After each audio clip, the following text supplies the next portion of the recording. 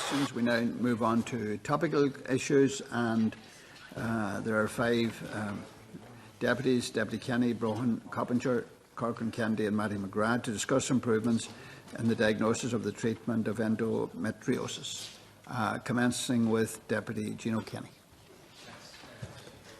And by the way, 1 minute. 1 minute. Okay.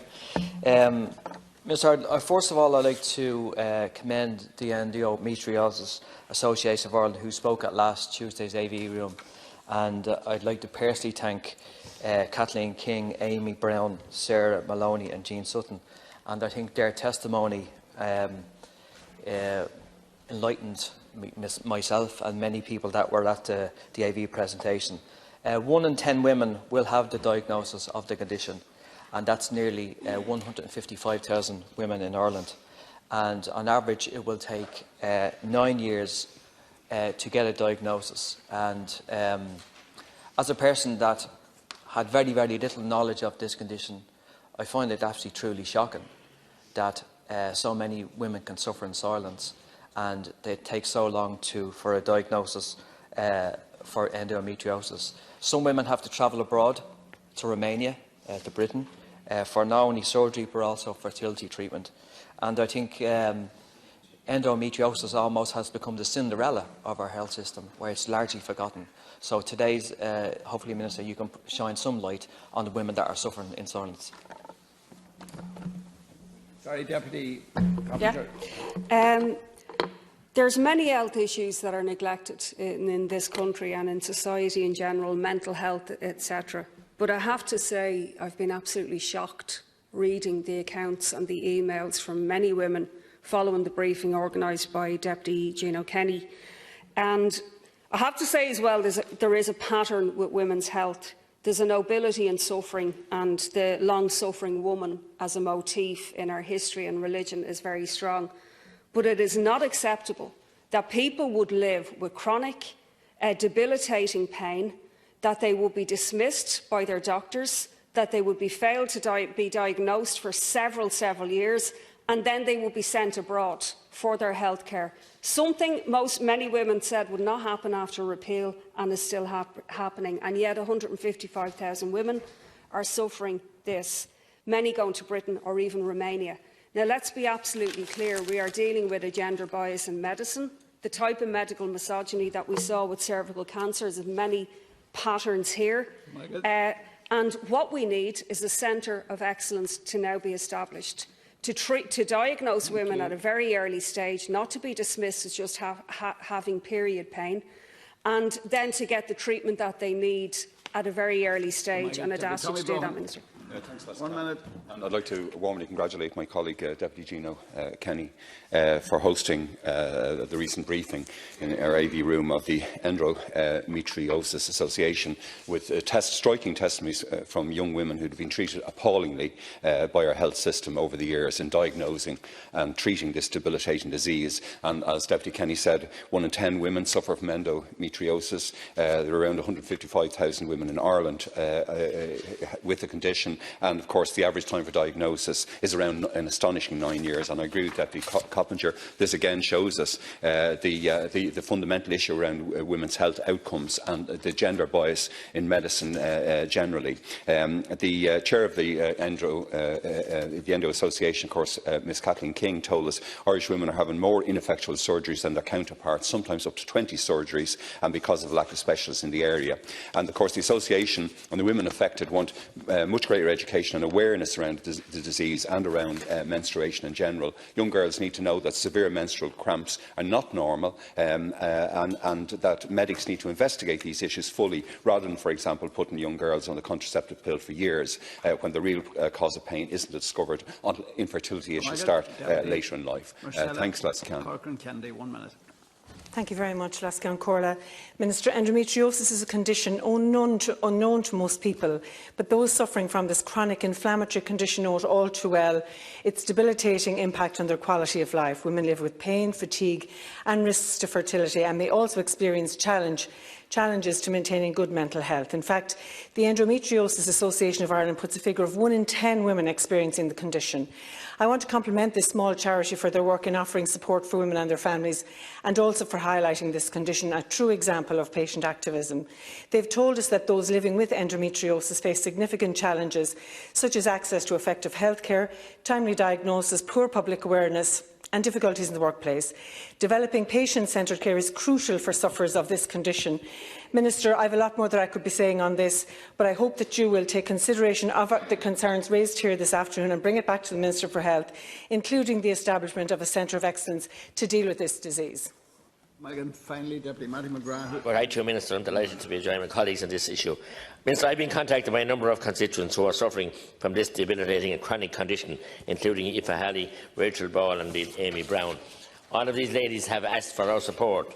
They are deeply frustrated at the fact, although their lives have fallen apart thanks to endometriosis, they feel they are hitting a brick wall when it comes to this government and access to pain relief. That's shocking, Minister.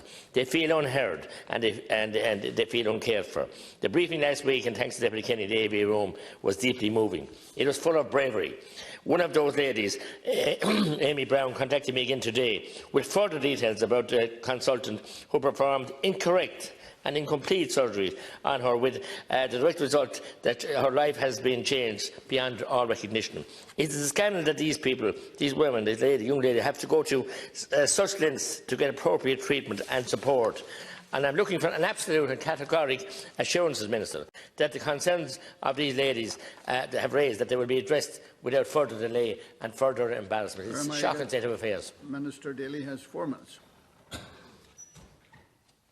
And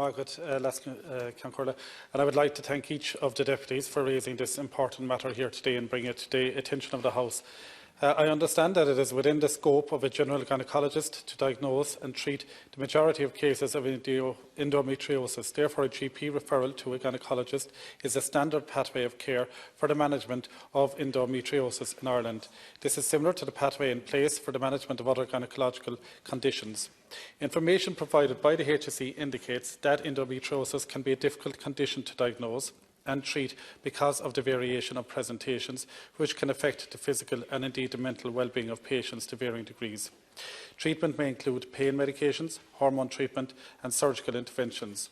The length of time it takes to diagnose endometriosis varies from patient to patient because of varying and sometimes ambiguous symptom presentation. However, the Minister is assured that the provision of training in the management and diagnosis of endometriosis forms an integral part of the specialist medical training programme provided by the Institute of Obstetricians and Gynaecologists.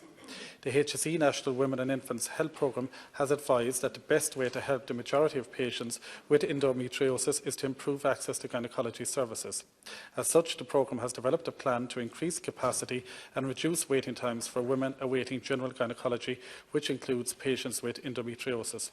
The plan aims to reorientate general gynaecology services to an ambulatory or see and treat model rather than the traditional outpatient referral model. An ambulatory care model is a more efficient and effective use of resources. It is also better for the patient as it reduces the requirement for multiple outpatient appointments. The programme will progress this plan in 2020. It is also worth noting that a new Women's Health Task Force was established in the Department of Health in September 2019. The purpose of the task force is to improve women's health outcomes and women's experiences of healthcare. The task force is at an early stage of its work and is considering the full range of issues affecting women's health in Ireland. The task force will tackle a wide range of issues impacting women's health outcomes in Ireland and will work on these on a phased, prioritised basis. Each week, external experts in the area of women's health meet with members of the task force in the Department of Health to inform its work. This initiative has been underway since the task force was established. I understand that the Endometriosis Association of Ireland recently presented to members of the task force, highlighting this important issue which affects many women in Ireland.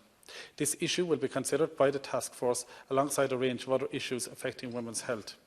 Priority action areas will be decided by the task force in consultation with stakeholders, including the public. The first action of the task force will be to initiate a national listening exercise inviting women in Ireland to share their experiences of and solutions for the health system, and this will commence in early 2020. More information on the task force is available on the Department of Health website. Margaret. Thank you, Minister. There are 5 TDs, a half a minute each. Deputy Kelly. Thanks, Minister. I think it's to be welcomed that under the Women's Health Task Force that endometriosis will be reviewed and so forth. But I think most women that are looking at this debate tonight will say, why has it taken so long to address this issue?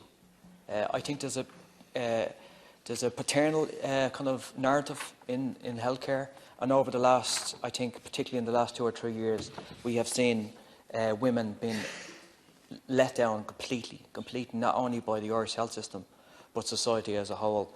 And I think if we could do anything as legislators or as TDs and hold our solidarity out to our kind of sisters today, is to kind of say, look, we'll do as much as we can as TDs and try to put this on the national agenda. Okay, Minister, you seem to be saying that it's very difficult to diagnose and somehow that was an excuse. Lots of things are very difficult to diagnose. Lots of illnesses take a long time. You know, you can misdiagnose many things. It's not that difficult to diagnose in New Zealand and Australia. It's much quicker to diagnose. Let's be honest here. It's been an ongoing neglect of women's health in this country, which is a particularly backward country where the Catholic Church has dominated for many years. And what you're saying is wait for the task force. But it's not good enough, because women aren't waiting any longer. We saw that with repeal. We saw it with the gender quake that's taken place. And I very just quickly ask you, will you meet these women? Will you meet their group and their representative association? There's 155,000 people suffering, not 10 or 12. Deputy, and we need a task force set up. Deputy Broughan. Thanks. Thanks, Cathaoirleach. Well, Minister, as you know, there are huge delays in waiting to see a gynaecologist. Women may be waiting for up to 2 or 3 years. Like in August, we heard that the Hospital Consultants Association told us that there were 28,000 women then waiting, and 5,400 of whom had waited for over a year. And I asked, obviously in Beaumont Hospital and the RCSI group, what was the number of full-time endometriosis excision specialists about a month ago, and I heard that there were only 2 in that, as far as I can see, in that hospital group. I welcome the point you mentioned about the Women's Health Task Force, but obviously if other countries can have centres of excellence for this appalling condition, surely Ireland can do that as well if you work with the association. Thanks, I'm trying to be fair, there are 5 TDs. Thank you. Yeah, I thought we had a minute, Cathaoirleach. No, I'm afraid a half I've been told. 30 seconds, yeah. I'm told a half a minute. Deputy Corcoran Kennedy. Thank you. Minister, it has been suggested to me that it takes 9 years to be diagnosed here. I also wanted to highlight the difficulties that some patients are having in obtaining treatment abroad, and indeed payment when treatment is obtained. This particularly has been highlighted to me, my sufferer. Also, Minister, can I urge the HSE to work with the Endometriosis Association to devise a public awareness campaign to highlight the condition? I see that they have very informative leaflets available already. Thank you. I too, Minister, am very happy with the reply, because we need to deal with this. We need to take these women out of their suffering, and we need to support the charity that they've set up, an organisation. And I ask you too, Minister, on Minister of Health, will you meet with them and listen to them? Because I too was unaware until I was contacted by these ladies about it. So there needs to be a whole education. It might take 9 years to diagnose. It shouldn't in this country, but unfortunately it were telling us it does. But look, we need to deal sensitively and sensibly and try and understand the pain and suffering that these women are going through, and their families and loved ones. Thank you very much, Deputy. Minister. Again, in conclusion, as I mentioned earlier, by improving access to general gynaecology services for the majority of patients with endometriosis can be improved. The HSE's National Women and Infants Health Programme has developed a plan to refocus existing general gynaecology services towards an ambulatory model of care. This, it is anticipated, will not only improve capacity and reduce waiting times for such services, but also provide a better service for women. The programme will progress this plan as a priority in 2020. In addition, the Department of Health is working with the HSE and National Treatment Purchase Fund to develop the Scheduled Care Access Plan 2020, which will include gynaecology services. I did, as I mentioned earlier, welcome the establishment of the Women's Health Task Force, which is working collaboratively to identify key areas where we can work to improve women's health. Women's voices and experiences will be at the heart of the work of the task force. I encourage all interested stakeholders to engage with the listening exercise, which will commence early in the new year. Information and data gathered through this exercise, combined with other available evidence, will form the basis for future policy and action to improve women's health in Ireland. And I will also extend the invitation to meet with the group to the Minister. Pass it on. Thank you, Minister.